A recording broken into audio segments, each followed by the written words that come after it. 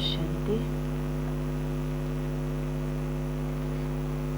आज प्यारे बाबा की 19 अगस्त 2020 की साकार महावाक्य है। बाबा आज कह रहे हैं, मीठे बच्चे, अभी तुम्हारी सुनवाई हुई है। आखिर वह दिन आ गया जब तुम उत्तम से उत्तम पुरुष इस पुरुषोत्तम संगम युग पर बन रहे हो। बाबा कहते ये तुम्हारी सुनवाई हुई है। आज की मुरली का प्रश्न है, बाबा पूछ रहे हैं कि हार और जीत से संबंधित कौन सा एक ऐसा भ्रष्ट कर्म है जो मनुष्य को दुखी करता है। बाबा सवाल पूछ रहे हैं कि हार और जीत से रिलेटेड या कहे ऐसा कौन सा खेल है जो इंसान को दुखी करता है ना। वो हम सभी जानते हैं, ऐसा कौन सा खेल है, हार और जीत से रिलेटेड वो कौन सा खेल है। बाबा ने कहा वो है जुआ। बाबा कहते बहुत मनुष्यों में जुआ खेलने की आदत होती है। यह भ्रष्ट कर्म है, क्योंकि हारने से दुख और जीतने से खुशी होगी। जुआ एक ऐसा खेल है जिसमें बाबा कहता हारो तो दुख है और जीतो तो ही खुशी है। तुम बच्चों को बाप का फरमान है कि बच्चे दैवी कर्म करो। ऐसा कोई भी कर्म नहीं करना है जिसमें टाइम वेस्ट हो। इसलिए सदा बेहद की जीत पाने का पुरुषार्थ करो। कौन सी जीत पाने के लिए पुरुषार्थ करो? बाबा आज कह रहे हैं बेहद का जीत पाने के लिए पुरुषार्थ करो। आज का गीत है, आखिर वह दिन आया आज जिसका था हमें इंतजार। ओम शांति। बाबा ने कहा डबल ओम शांति, तो हम बच्चे भी क्या बोलेंगे? फिर अगेन ओम शांति। बाबा कहते कि तुम बच्चों को भी कहना होगा ओम शांति। यहाँ फिर है डबल ओम शांति, अर्थात बाबा ने कहा एक सुप्रीम आत्मा अर्थात शिव बाबा कहते हैं ओम शांति, तो दूसरा यह दादा कहते हैं ओम शांति। फिर तुम बच्चे भी कहते हो हम आत्मा शांत स्वरूप हैं, रहने वाले भी शांति देश के हैं। डबल ओम शांति, अर्थात बाबा कह रहे हैं कि हम बच्चे भी क्या बोलेंगे? डबल ओम शांति कहा, अर्थात कौन सी स्मृति वो बुद्धि में आनी चाहिए? पहली चीज़ है कि हम आत्मा शांत स्वरूप हैं, और दूसरा है कि हम आत्माएं शांति देश के रहने वाले हैं। बाबा ने कहा कि यहाँ इस स्थूल देश में पाठ बचाने के लिए आए हैं, और यह बातें आत्माएं भूल गई है। फिर आखिर वह दिन तो जरूर आया है जब यह सुनवाई होती है। और बाबा ने पूछा कि कौन सी सुनवाई होती है?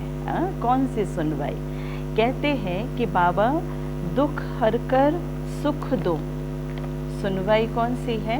कि दुख हरकर सुख दो, अर्थात हर एक मनुष्य सुख और शांति ही पसंद करते हैं।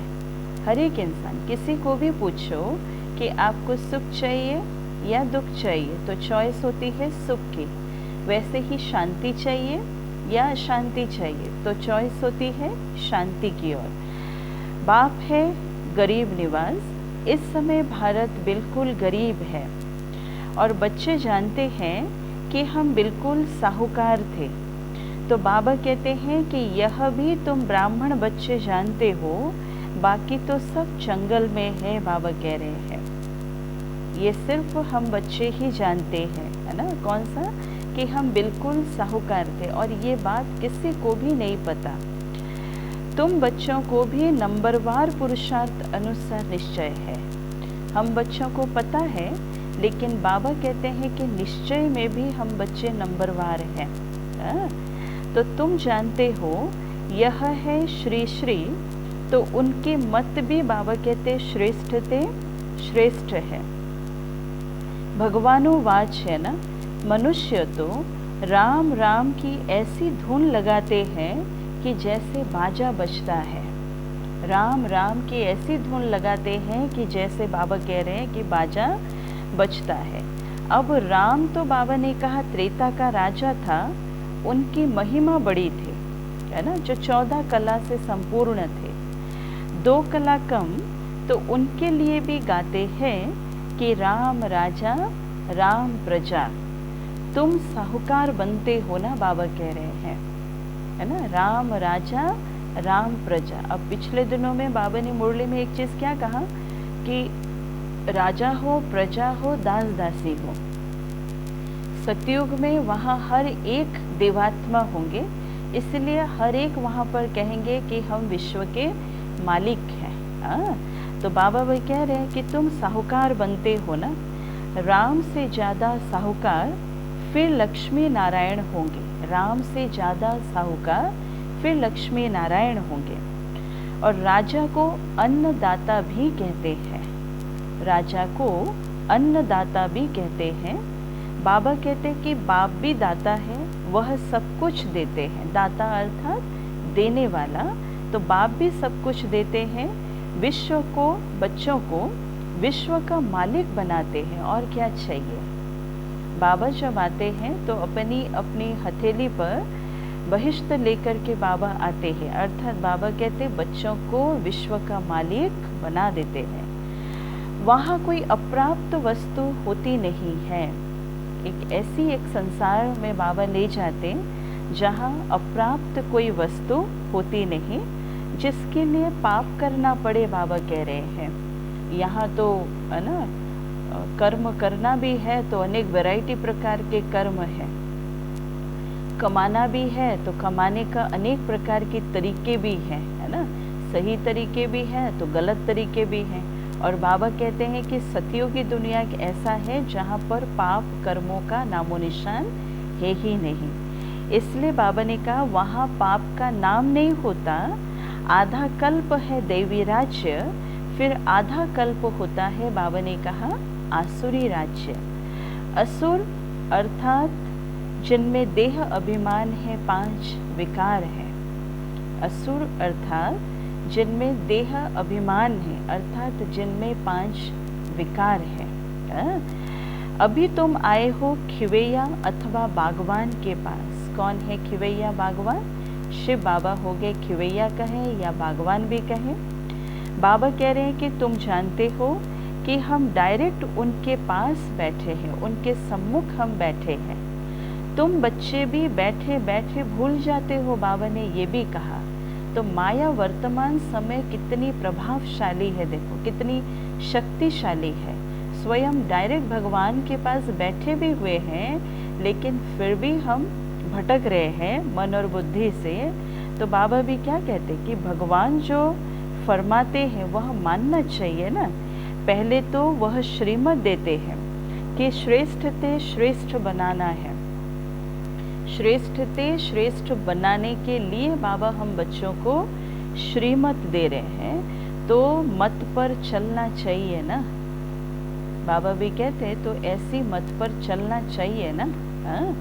क्योंकि 63 जन्म तो बाबा कह रहे मनुष्य की मतों पर हम चल कर के देख लिए आज हमारी क्या हालत है। इसलिए बाबा कहता अब मेरी मत पर तो चलो।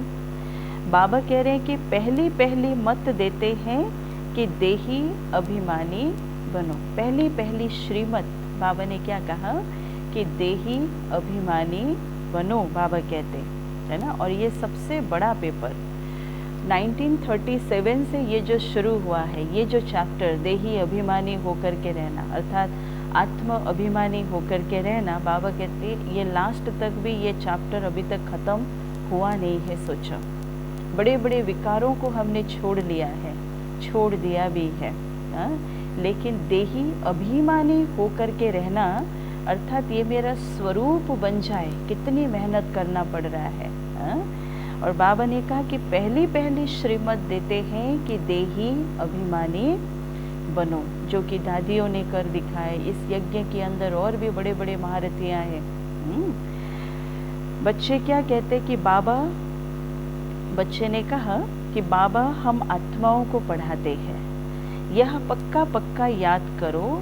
यह अक्षर याद किया तो बाबा कहते हैं कि बेड़ा पार हो जाए। ये अक्षर बच्चों को समझाया है कि तुम ही 84 जन्म लेते हो, तुम ही तमो प्रधान से सतो प्रधान बनते हो, और यह दुनिया तो पतित दुखी है, बाबा कह रहे हैं, और इसमें से तुम ही तमो प्रधान से सतो प्रधान बनते हो।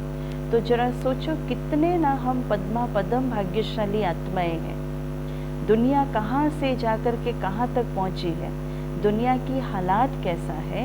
इतनी तमो प्रधान दुनिया में सतो प्रधान बनाने के लिए बाबा हम बच्चों को सिलेक्ट किए हैं। बाबा कहते हैं कि ये दुनिया तो पतित है, दुखी है।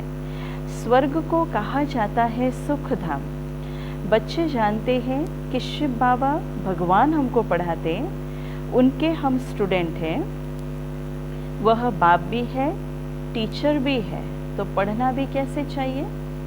शिव बाबा हमारे पिता भी हैं, तो हमारे शिक्षक भी हैं। तो बाबा कहते कैसे पढ़ना चाहिए, तो पढ़ना भी तो अच्छी रीति चाहिए ना। पढ़ना अर्थात सिर्फ क्लास अटेंड करने की बात नहीं है, मुरली क्लास अटेंड करने की बात नहीं है, लेकिन उसके बाद जो पूरी दिनचर्या हमारे हाथ में है, उस दिनचर्या के अंदर बाबा ने जो मुरली में कहा है, उस मुरली के पॉइंट्स के अनुसार उन शिक्षाओं से जो बाबा भरते हैं, तो उन शिक्षाओं के आधार से फिर हम अपना दिनचर्या को कैसे ले रहे हैं, है ना, वो है पढ़ाई। इसलिए बाबा कहते पढ़ाई अच्छी रीति पढ़ो।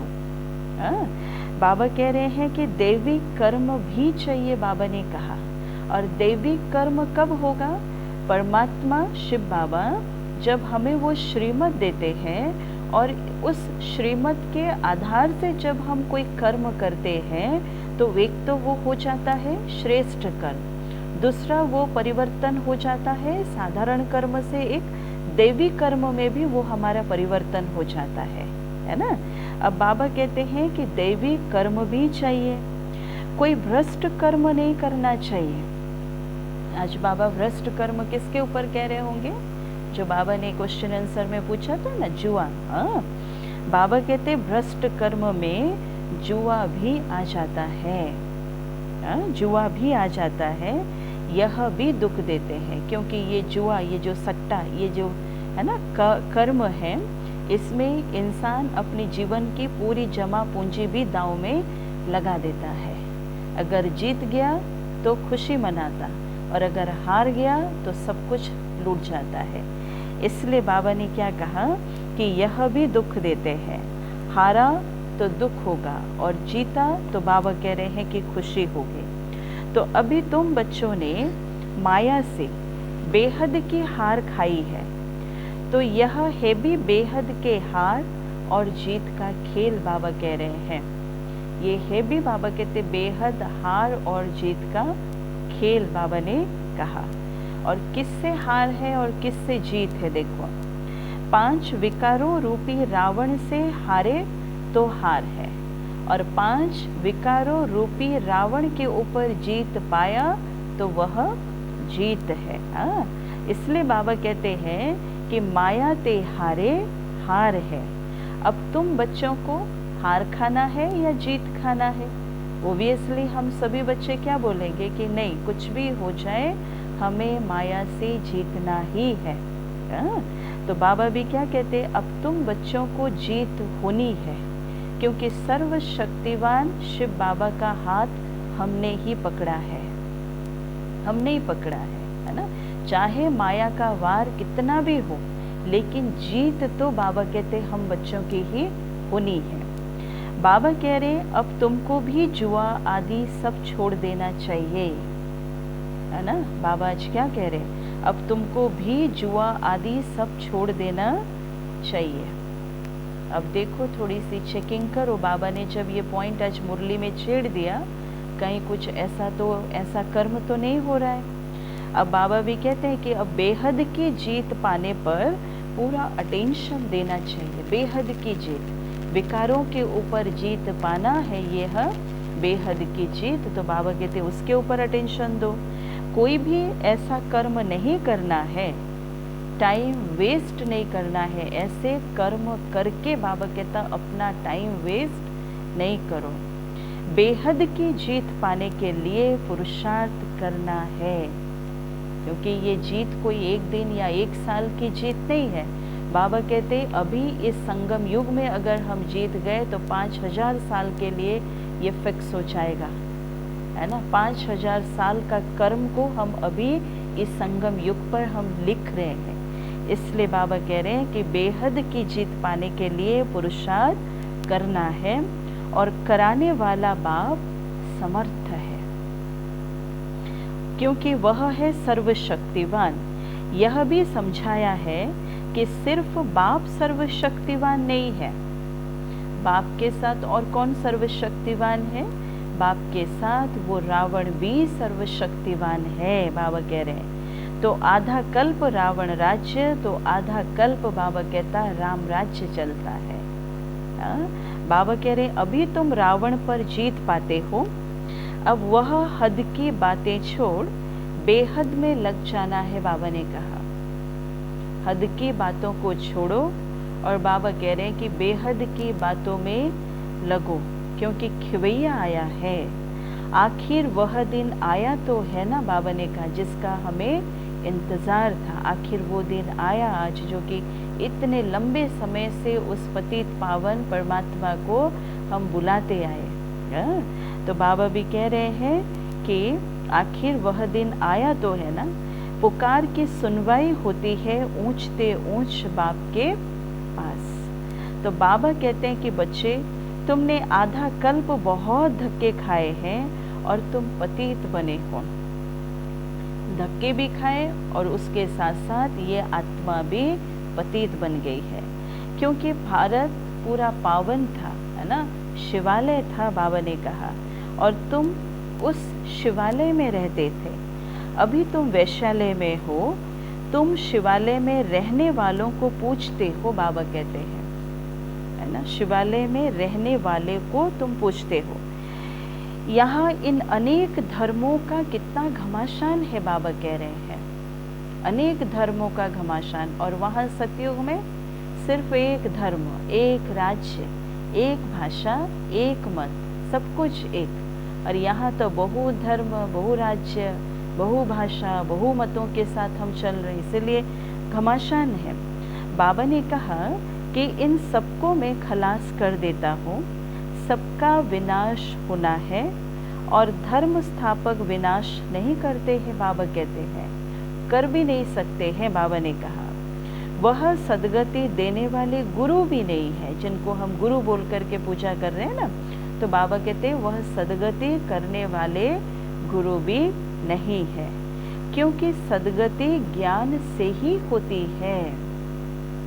सदगति ज्ञान से ही होती है। सर्व का सदगति दाता ज्ञान सागर बाप ही है।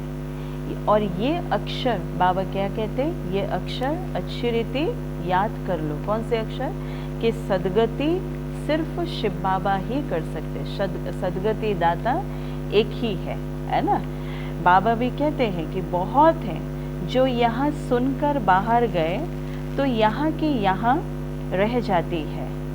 बहुत है जो यहाँ सुनकर बाहर गए तो यहाँ की यहाँ रह जाती है। जैसे गर्भ जेल में कहते हैं ना कि हम पाप नहीं करेंगे, आत्मा चिल्लाती है जैसे कि मुझे बाहर निकालो, मैं और कोई भी पाप कर्म नहीं करूँगा, और एक बार बाहर आ जाए तो फिर नए सिर अपना कर्म वो करना शुरू कर देती है, जैसे थी वैसे।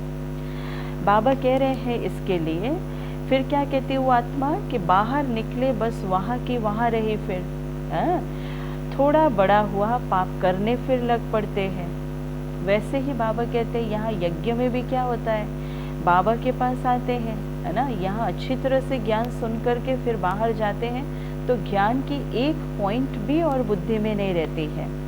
इवन सेंटर पर भी आते हैं हम क्लास करने के लिए, देखो जैसे भाई बहनें आते हैं और सेंटर के बाहर गेट तक पहुंचते पहुंचते अगर किसी को पूछो कि आज बाबा ने मुरली में क्या कहा, तो फिर हो गया, वहीं से ही पार हो जाता है। तो कितनी प्रभावशाली है माया, आप सोचो जरा।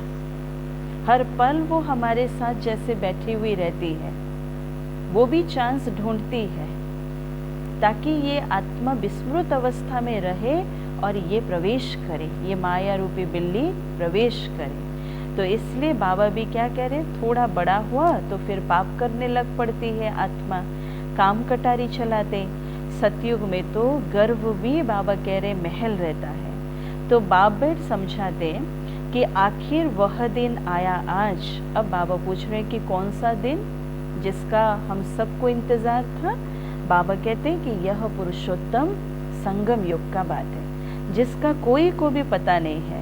तो बच्चे फील करते हैं कि हम पुरुषोत्तम बनते हैं, बच्चे फील करते हैं, हम सबको फील हो रहा है कि हम पुरुषोत्तम बन रहे हैं इस संगम युग में, है ना। कितनी सारी चेंजेस दिखाई देती है इस आत्मा के अंदर। ज्ञान सुनते सुनते कितनी सारी परिवर्तन दिखाई देता है, बोल में, दृष्टि में, व्यवहार में, चाल चलन में। हाँ, तो बाबा भी कह रहे हैं कि बच्चे फील करते हैं कि हाँ हम पुरुषोत्तम बनते हैं। उत्तम थे उत्तम पुरुष हम ही थे, श्रेष्ठ थे श्रेष्ठ धर्म था, कर्म भी बाबा कहते श्रेष्ठ श्रेष्ठ थे, और रावण राज्य ही नहीं होता। तो आखिर वह दिन आया जो बाप आया है पढ़ाने के लिए, और वही पतित पावन है। तो ऐसे बाप की श्रीमत पर चलना चाहिए ना, बाबा कह रहे हैं। बाबा कहते अभी है कलयुग का अंत, थोड़ा टाइम भी चाहिए ना पावन बनने के लिए, क्योंकि परमात्मा देखो 100 साल का समय अपने हाथ में लेकर के आता है पूरे विश्व का परिवर्तन करने के लिए, जिसमें सारी आत्माएं हैं, ये 5 तत्व हैं। और बाबा भी क्या कहते, थोड़ा टाइम भी तो चाहिए पावन बनने के लिए। 60 वर्ष के बाद वानप्रस्थ कहते हैं, इसलिए है ना। दूसरे शब्दों में भी लोग क्या कहते हैं, 60 तो लगी लाट। बाबा कह रहे अभी तो देखो 80 वर्ष वाले भी विकारों को छोड़ते नहीं। पहले समय पर क्या होता था, 60 साल की आयु हुई तो घर बार छोड़ा, है ना, वानप्रस्थी हुए तो घर बार छोड़ा, और कोई साधु या सन्यासी कोई गुरुओं के पास गए, है ना, और वहाँ के वहाँ रह गए, जो कि अभी नहीं दिखाई देते। उल्टा बाबा फिर क्या कहते हैं कि अभी तो देखो कि 80 वर्ष वाले भी विकारों को छोड़ते नहीं। बाबा कह रहे हैं कि मैं इनकी वानप्रस्थ अवस्था में प्रवेश कर इनको समझाता हूँ। ब्रह्मा बाबा भी वानप्रस्थ थे, जिनके तन का आधार लेकर के शिव बाबा हम बच्चों को समझा रहे हैं। बाबा कह रहे हैं कि आत्मा ही पवित्र बन पार जाती है, आत्मा ही पवित्र बन पार जाती है, आत्मा ही उड़ती है।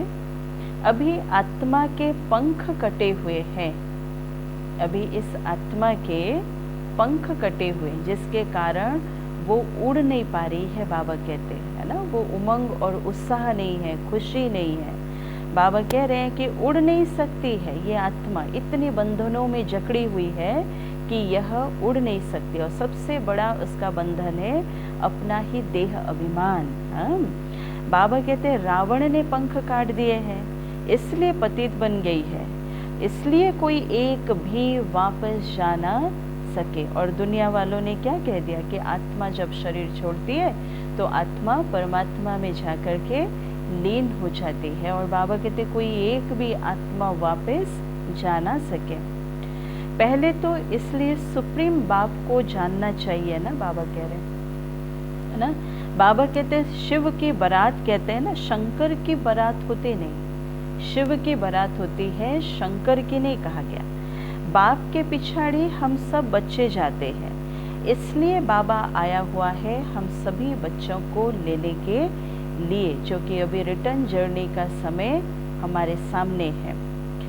बाबा कह रहे हैं कि शरीर सहित तो नहीं ले जाएंगे ना, आत्मा परमधाम से नीचे आई है तो ये आत्मा ही परमधाम जाएगी, इसलिए बाबा कहते शरीर सहित तो नहीं ले जाएंगे ना।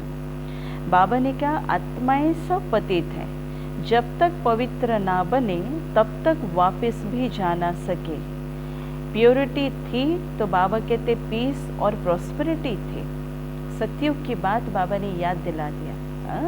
बाबा क्या कहते, प्योरिटी थी तो पीस भी थी और उसके सहित प्रॉस्पेरिटी भी थी।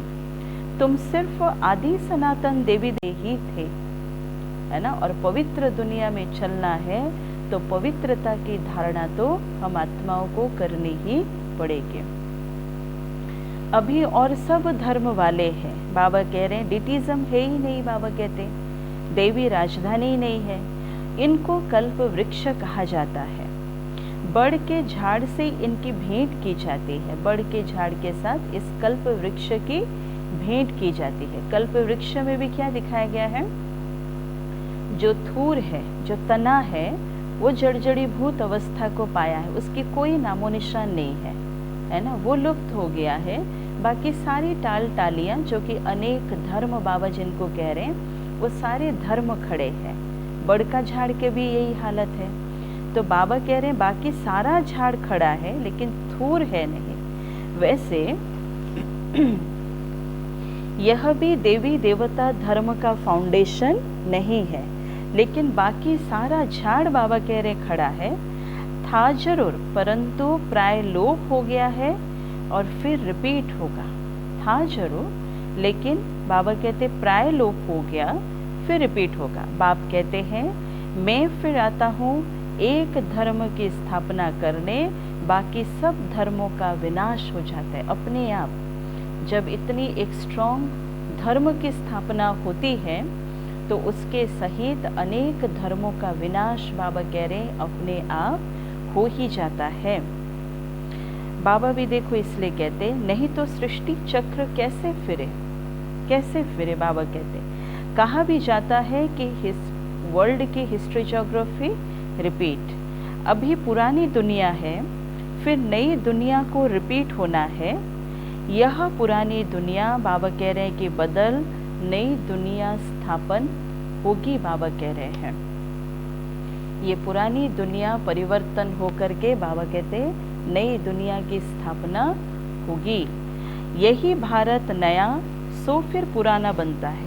कहते हैं कि जमुने के कंठे पर परिस्थान था, जमुने के कंठे पर परिस्थान था, स्वर्ग था। बाबा कहते हैं कि तुम काम चिता पर बैठ कब्रिस्तानी बन पड़े हो। क्या था ये दुनिया? बाबा कहते जमुने के कंठे पर परिस्थान था, अब क्या बन गया है? अब पूरा कब्रिस्तान बन गया है। फिर तुमको परिस्थानी बनाते हैं। श्री कृष्ण को इसलिए श्याम सुंदर कहते हैं। क्यों? बाबा पूछ रहे हैं श्री कृष्ण को श्याम सुंदर क्यों कहते हैं? ये किसकी भी बुद्धि में नहीं होगी। बाबा ने कहा एक तरफ से श्री कृष्ण को श्याम भी कहा गया, दूसरी तरफ से सुंदर भी कहा गया। बाबा कहता है ये शरीर के ऊपर कोई नाम नहीं है, लेकिन ये आत्मा की बात है ना। जो आत्मा सतयुग की दुनिया में इतनी सुंदर थी, बाबा कहते धीरे धीरे 5 विकारों की प्रविष्टता होने के कारण बाबा कहते आज वही सुंदर सा श्री कृष्ण की आत्मा श्याम रूप में परिवर्तन होगी। इसलिए बाबा भी कह रहे नाम तो अच्छा है ना, राधे और कृष्ण। ये है न्यू वर्ल्ड के प्रिंस और प्रिंसेस। बाबा कहते कौन? राधे और कृष्ण। बाप कहते हैं कि कामचित्ता पर बैठने से आयरन एज में है। गाया हुआ भी है सागर के बच्चे कामचिता पर जल मरे। कौन से सागर के बच्चे? वो स्थूल सागर नहीं, ज्ञान सागर के बच्चे कामचिता पर, बाबा कहते कामचिता पर जल मरे। अब बाप सब पर ज्ञान वर्षा करते हैं, फिर सब चले जाएंगे। बाबा कह रहे हैं गोल्डन एज में। इसलिए बाबा को इस धरती पर आना पड़ा, हम सभी आत्माओं को प्यूरिफाई करने के लिए। बाबा ने इसलिए कहा कि बच्चे अभी है संगम युग, तुमको अविनाशी ज्ञान रत्नों का दान मिलता है, जिससे तुम साहूकार बनते हो। ज्ञान रत्नों का दान मिलता है और इस ज्ञान रतन के आधार से साहूकार बनते हो। यह एक एक रतन बाबा कहते लाखों रुपयों का है। यह एक एक रतन, मुरली के जितनी पॉइंट्स आप याद रखें, अर्थात उतने एक एक शब्द एक एक रतन है ना, जितने शब्द याद रखे, आज बाबा ने क्या कहा, उतने लाखों रुपया आपने आज के दिन पे कमाई की। बाबा ने सुनाया। फिर वो लोग फिर समझते हैं कि शास्त्रों के वर्शंस लाखों रुपए के हैं, है ना, शास्त्रों के वर्शंस फिर लाखों रुपयों के हैं। कहाँ की बात कहाँ ले लिए। तुम बच्चे इस पढ़ाई से पदम पति बनते हो। ये सोर्स ऑफ इनकम है ना, ये पढ़ाई हमारी सोर्स ऑफ इनकम है, क्योंकि यहाँ हम जैसे पढ़ेंगे, बाबा कहते हैं सतयुग में हम उसी प्रकार से हम प्रारब्ध भोगेंगे। तो इन ज्ञान रत्नों को तुम धारण करते हो, झोली भरते हो। वह फिर शंकर के लिए कहते हैं कि हे बम बम महादेव भर दो झोली, है ना।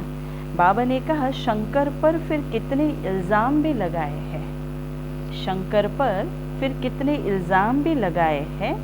ब्रह्मा और विष्णु का पाठ बाबा कहते यहाँ है, ब्रह्मा और विष्णु का पाठ फिर यहाँ है।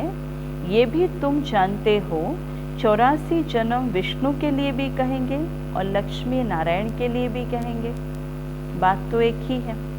अब बाबा कह रहे हैं कि तुम ब्रह्मा के लिए भी कहेंगे, है ना, वही आत्मा 84 जन्म तो लेती है। बाबा बैठ समझाते हैं फिर राइट क्या है और रॉन्ग क्या है, ब्रह्मा और विष्णु का पाठ क्या है। बाबा कहते तुम ही देवता थे, चक्र लगाए तुम ही ब्राह्मण बने, फिर अब देवता बनते हो।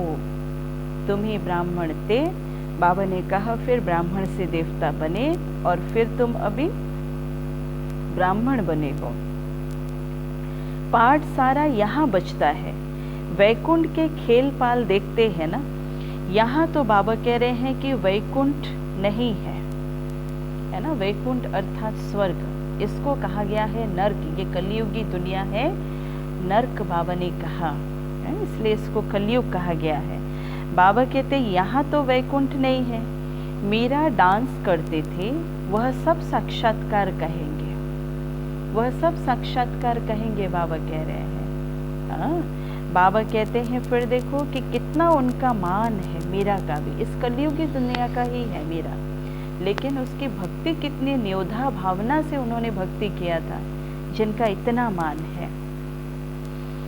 बाबा कहते साक्षात्कार किया और कृष्ण से डांस भी की, सो क्या स्वर्ग में तो नहीं गई ना, वैकुंठ में तो नहीं जा सकी ना मीरा।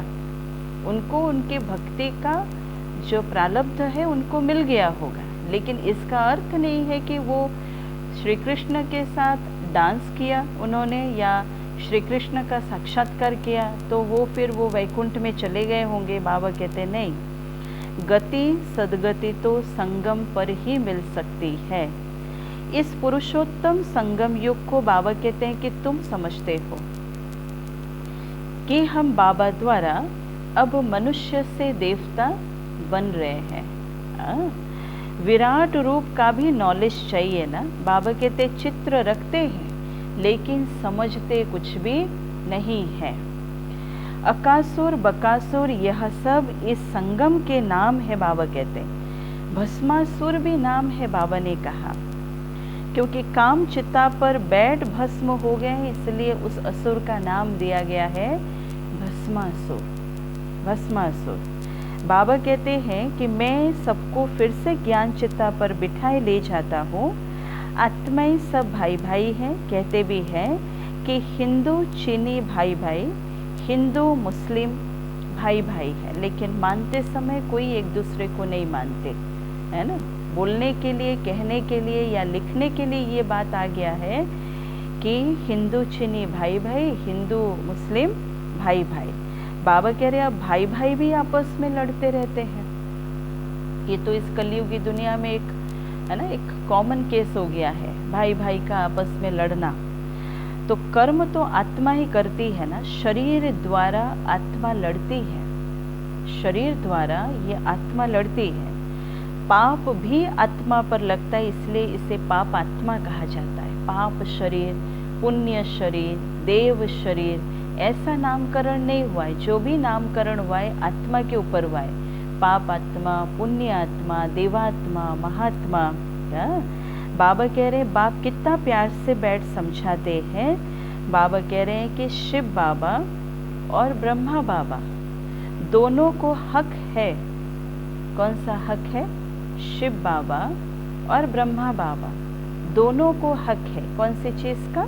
बच्चे बच्चे कहना, ये दोनों को हक है। बाबा कहते, बाप दादा द्वारा कहते हैं हे बच्चों, बाप दादा द्वारा कहते हैं कि हे बच्चों।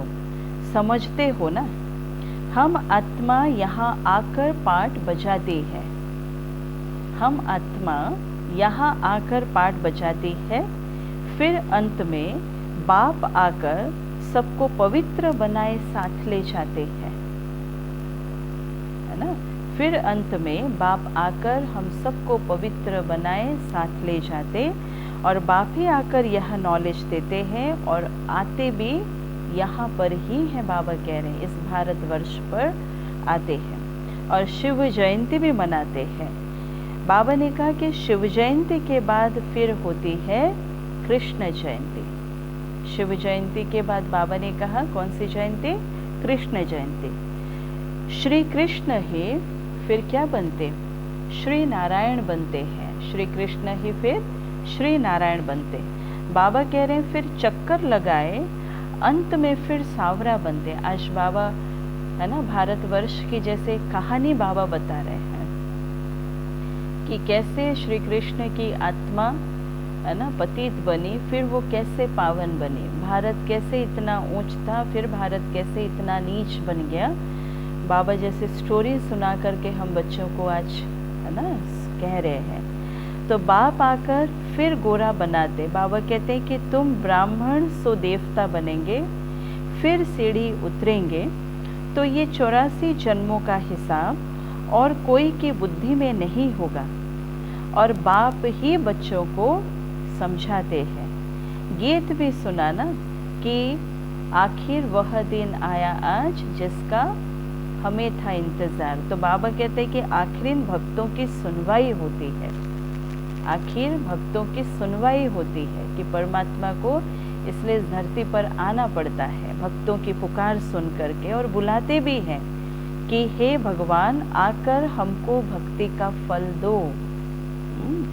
भक्ति फल नहीं देती, बाबा ने कहा आकर हम बच्चों को, आकर हम सबको भक्ति का फल दो। बाबा क्या कहते? भक्ति फल नहीं देती, फल तो भगवान देता है, फल भगवान देता है। हाँ? बाबा कह रहे भक्तों को देवता बनाते हैं। बहुत भक्ति तुमने की है, बाबा ने कहा पहले पहले तुमने ही शिव की भक्ति की। जो अच्छी रीति इन बातों को समझेंगे, तुम फील करेंगे कि यह हमारे कुल का है। जब हम किसी को ज्ञान सुनाते हैं, 7 दिन का कोर्स कराते हैं, तो 7 दिन के कोर्स में हमें समझ में आ जाता है कि ये फिर आगे बढ़ेंगे या नहीं बढ़ेंगे। थोड़ा बहुत इशारा तो मिल जाता है, उससे पता चलता है कि हाँ यह देवी कुल के हैं या नहीं है। हाँ? बाबा कह रहे हैं कि किसकी बुद्धि में फिर ठहरता नहीं है तो समझो भक्ति बहुत नहीं की है, पीछे आया है। यहाँ भी पहले नहीं आएंगे, ये हिसाब है। और जिसने बहुत भक्ति की है उनको बहुत फल मिलेगा। जिन्होंने बहुत भक्ति की है, बाबा कहते वह आत्मा ये ज्ञान को भी बहुत अच्छी रीति से, है ना, बहुत अच्छी रीति से ये ज्ञान को सुनेंगे, धारणा पर चलेंगे। बाबा कहते हैं थोड़ी भक्ति तो फल भी कैसा मिलेगा? थोड़ी भक्ति तो थोड़ा फल। वह स्वर्ग के सुख भोग नहीं सकते, क्योंकि शुरू में शिव की भक्ति थोड़ी की है। वह स्वर्ग के सुख नहीं भोगेंगे, भोग नहीं सकते, क्योंकि शुरू में शिव की भक्ति थोड़ी की है। वो आत्माएं शुरू में थोड़ी की है। है ना। शुरू में भक्ति करने वाले वो सतयुग की शुरुआत में भी आएंगे। बाबा कह रहे कि तुम्हारी बुद्धि अब काम करती है।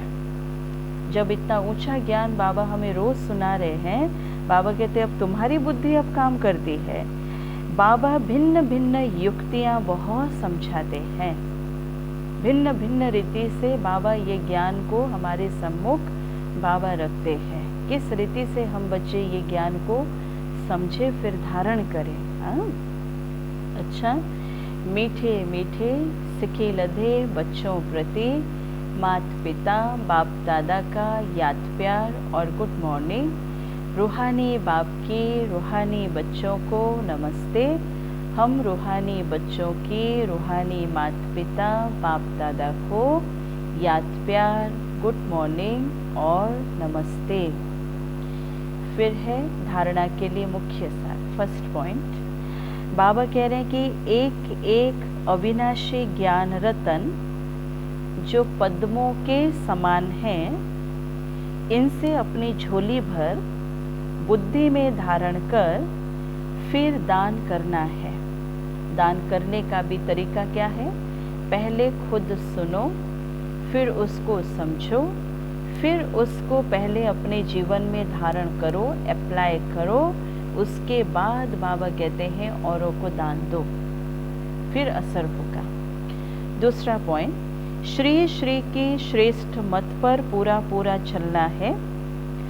आत्मा को सतो प्रधान बनाने के लिए देही अभिमानी बनने का पूरा पूरा पुरुषार्थ करना है। आज का वरदान, मन मना भव की विधि द्वारा बंधनों के बीज को समाप्त करने वाले नष्टो मोहा स्मृति स्वरूप भव। बाबा कहते मन मना भव की विधि द्वारा बंधनों के बीज को समाप्त करने वाले नष्ट मोहा स्मृति स्वरूप भव। डिटेल्स में बाबा ने समझाया कि बंधनों का बीज है, सबसे बड़ी चीज है संबंध। बंधनों का बीज है संबंध। जब बाप के साथ सर्व संबंध जोड़ लिए तो और किसी में मोह कैसे हो सकता? हाँ? और बिना संबंध के बाबा कहते मोह नहीं होता, और मोह नहीं तो बंधन नहीं, है ना। कितना इंटरलिंक्ड है ये शब्द बाबा कहते। एक है संबंध, एक है मोह, और एक बाबा कहता बंधन। तो बाबा ने कहा कि बिना संबंध के मोह नहीं होता, और मोह नहीं तो बाबा कहते बंधन भी नहीं। इसलिए बाबा ने क्या कहा कि सर्व संबंध को जोड़ो। कहीं से भी अगर कोई एक संबंध हमारे से मिस हो गया है तो वो संबंध को फिर हम इस बाहरी दुनिया में बाहरी व्यक्तियों के पास जाकर के हम ढूंढना शुरू करेंगे। इसलिए बाबा भी क्या समझाते, जब बीज को ही खत्म कर दिया तो बिना बीज के वृक्ष कैसे पैदा होगा? यदि अभी तक बंधन है तो सिद्ध है कि कुछ थोड़ा है, कहीं ना कहीं से कुछ तो लीकेज है, कहीं ना कहीं से हम छोड़ रहे हैं। कुछ थोड़ा है, कुछ जोड़ा है। इसलिए मन मना भव की विधि से मन के बंधनों से भी मुक्त नष्ट मोहा स्मृति स्वरूप बनो। फिर ये शिकायतें समाप्त हो जाएंगी कि क्या करे, बंधन है, कटता नहीं, है ना। आज बाबा हमें जैसे चेक करने के लिए कहा, जितने भी संबंध हो पहले एक पेपर में लिख डालो कि क्या क्या संबंध परमात्मा के साथ हम जोड़ सकते हैं, है ना। बिना सोचे समझे कोई हर संबंध को जोड़ो, फिर लिख लो पहले, फिर चेक करो कि अभी तक जितने समय से मुझ आत्मा को ये ज्ञान मिला तो कौन कौन से संबंध को मैं बाबा के साथ अभी तक जोड़ पाई हूँ या जोड़ पाया हूँ, और कौन कौन से संबंध छूट गए हैं, है ना। अब जो जो संबंध छूट गए हैं उस संबंधों को भी बाबा के साथ जोड़ने की अभी समय है। नहीं तो बाबा भी क्या कहते कि वो जो बंधन है वो कभी खत्म होने वाला नहीं है। स्लोगन, ब्राह्मण जीवन का सांस उमंग उत्साह है, इसलिए किसी भी परिस्थिति में उमंग उत्साह का प्रेशर कम ना हो। ब्राह्मण जीवन का श्वास बाबा कहते हैं खुशी, उमंग उत्साह है, जो बाबा कहते हैं किसी भी परिस्थिति में ये उमंग उत्साह का जो प्रेशर है ये कभी कम ना हो। बाबा कह रहे इसके प्रति विशेष अटेंशन, क्योंकि विश्व सेवाधारी हम बने हैं, पूरे विश्व की स्टेज पर बाबा ने हम बच्चों को रखा है, तो उसमें हमारी खुशी, हमारी उमंग उत्साह की परसेंटेज कम ना हो जाए, इसके ऊपर भी विशेष जांच करनी पड़ेगी। ओम शांति, ओम शांति, ओम शांति।